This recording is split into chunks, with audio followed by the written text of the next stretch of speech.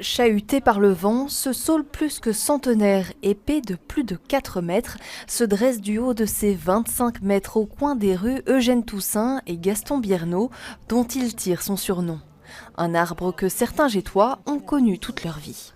Et j'allais chez mon oncle, là dans la cité, à Gansourne, donc je devais prendre le chemin pierreux, là, et je passais devant le saule ici. Un projet immobilier de 22 appartements comprenant commerce et parking menace Gaston. Ses racines vont se nourrir dans une nappe phréatique qui rend le terrain marécageux. Construire ici est une aberration pour les riverains.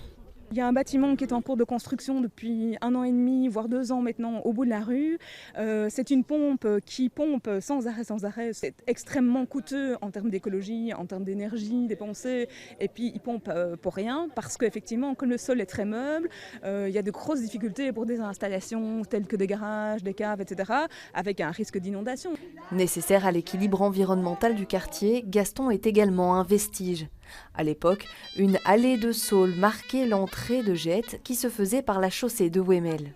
Gaston est un symbole, une espèce d'allégorie finalement du combat qui a été mené tous ces derniers mois, notamment par les jeunes dans les rues pour réclamer plus de justice climatique, justice sociale aussi, et est un symbole aussi de l'avancée du béton dans les villes. Face au risque d'abattage, les riverains se mobilisent, tout en poésie, dans l'espoir d'inverser la tendance.